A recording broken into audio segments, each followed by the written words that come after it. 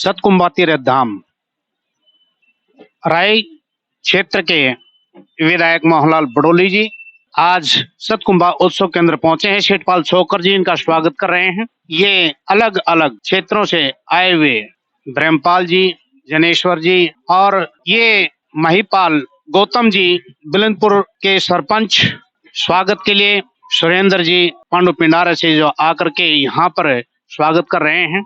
ये एक सुंदर सा स्वरूप आप देख रहे हैं।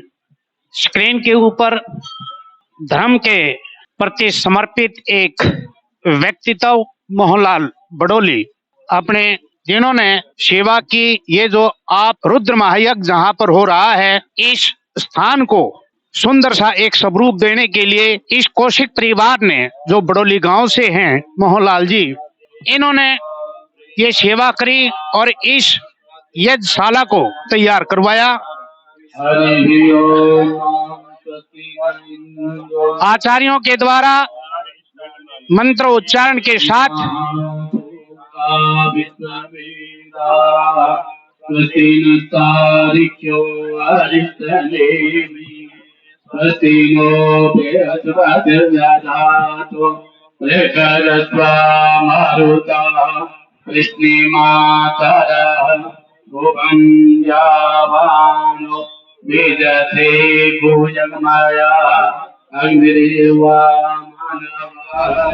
जय हिंद दोस्तों, आज सिद्धपीठ सतकुंभा तीर्थ धाम के ऊपर एक खास मौका है। सप्तऋषियों की प्रतिमाओं के प्राण प्रतिष्ठा की जा रही है और हमारे साथ में पीठाधीश्वर श्रीमंत राजेश स्वरूप जी महाराज के साथ साथ में एक हमारे बहुत ही खास व्यक्तित्व जो धर्म के प्रति समर्पित हैं, मोहनलाल कौशिक जी बड़ोली गांव के अपने अर्धांगिनी गीता जी के साथ यहाँ पर पहुंचे हैं। तो मैं जरा उनसे ही बात करना चाहूंगा। सर, ये बताएं कि आज ये मुबारक मौका जो आपको मिला, कैसा महसूस कर रहे हैं आप? आज महाशिवरात्रि का पर्व है और महाशिवरात्रि के पर्व पर आज ये सतकुंभा का तीर्थ धाम जो सोनीपत जिला में और राजेश स्वामी जी जिनके देखरेख में यहाँ कार्य हुआ है और यहाँ पर एक यज्ञशाला का निर्माण, शंकराचार्य जी की प्रतिमा का अनावरण और यहाँ बहुत सारे काम हुए हैं। आज मुझे राजेश जी का आशीर्वाद मिला है और ऐतिहासिक स्थल है जो सतयुग काल से एक पहचान सोनीपत में है।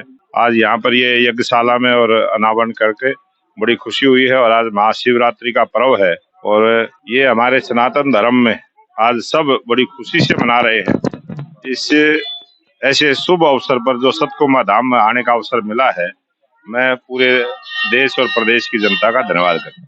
आपने यहाँ पर जो ये हवन यज्ञ की भी जो देख रहे हैं, हम जो जगह का निर्माण जो करवाया, उसके अंदर भी आपके घर कुंबे ने जो सेवा करी, आज आप अपने अर्धांगिनी के साथ आए हैं। तो सिद्धपीठ सतकुंभा तीर्थ धाम के लिए आप औरों के लिए क्या संदेश देना चाहेंगे? आप जितना भी अपने धर्म के अंदर आस्था रखेंगे, जितना भी अपने धर्म की पालना करेंगे, उतना ही आप देशभक्त भी बनेंगे, राष्ट्रभक्त भी बनेंगे। और देश जो हमारा विश्व गुरु रहा है वो इन्हीं परंपराओं की शक्ति से रहा है। इन्हीं संत ऋषियों की जो वाणी है, इन महापुरुषों की वाणी है, इन के दिखाए हुए जो रास्ते पर भारतवर्ष जो ऋषि मुनियों की भूमि रही है और यहाँ पर स्वयं भगवान ने आकर भी भ्रमण किया है। ऐसे पावन पवित्र भूमि पर जिस हिंदुस्तान में जिस व्यक्ति का भी जन्म हुआ है वो बहुत सौभाग्यशाली है। उसको इस प्रकार की अनुभूति महसूस करनी चाहिए और जब भी कोई हमारे इस प्रकार के पर्व आते हैं उस समय उसको अनुभूति के करें। ऐसे ही मंदिरों के अंदर धार्मिक स्थलों पर जाकर उसमें सहभागी बने। जितना आप उसमें सहभागी बनेंगे उतनी प्रकार की आपके घर में, परिवार में, इस देश में, प्रदेश में खुशी का वातावरण बनेगा। आपने जो बहुत ही खूबसूरती के साथ अपनी बात को कहा है, आपके यहाँ जो भारत का जो धरती, इसके ऊपर वेदों की रचना हुई है और शंकराचार्य जी के आपने प्रतिमा का जो है अनावरण यहाँ पर किया है, इसके बारे में, वेदों के बारे में आपके क्या विचार हैं, क्या महत्व समझते हैं? वेद जो है, जिस प्रकार का सनातन धर्म है, वेद उन सब की एक वट वृक्ष की जैसे जड़ें होती हैं अलग अलग, ये वेद के माध्यम से ही सब चीज की हमारी संस्कृति की रचना हुई है और हमारे ब्रह्मा विष्णु महेश जिसकी हम पूजा करते हैं, जो त्रिगुण शक्ति है, उसको हम हर चीज में देखते हैं, हर उत्सव में देखते हैं, हर अपने जीवन के अंदर बहुत बार उस प्रकार की अनुभूति होती है। और सही अर्थों में अगर किसी ने धर्म के रास्ते पर चलना है तो इन सब आयोजनों में अपनी भागीदारी रखें। और जिस परिवार से जब अपने धर्म के अंदर जिस प्रकार की आस्था रखेंगे, उनके परिवार गलत रास्ते पर जाने से बचेगा और एक सद रास्ते पर चलने का काम। आपने धर्म की बात कही है और आप राजनीति के अंदर भी हैं।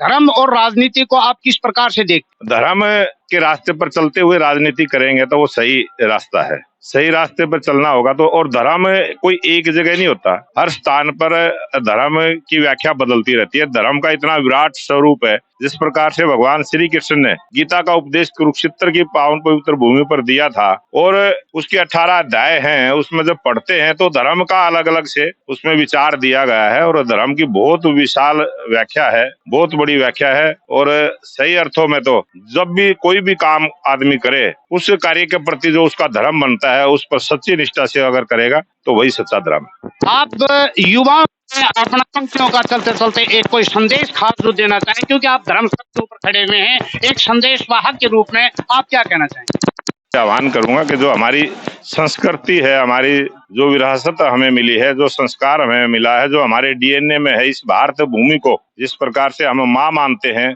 उसी प्रकार से उसी भाव से इस भारत भूमि की रक्षा के लिए सब कुछ न्यौछावर करके इस देश और प्रदेश के लिए लगे। अनेक स्थानों पर जब भी हमें शक्ति की जरूरत पड़ी है, हमारे ऋषि मुनियों ने भी जब शक्ति की जरूरत पड़ी है तो माता को याद किया और शक्ति मिली। बहुत बहुत शुक्रिया।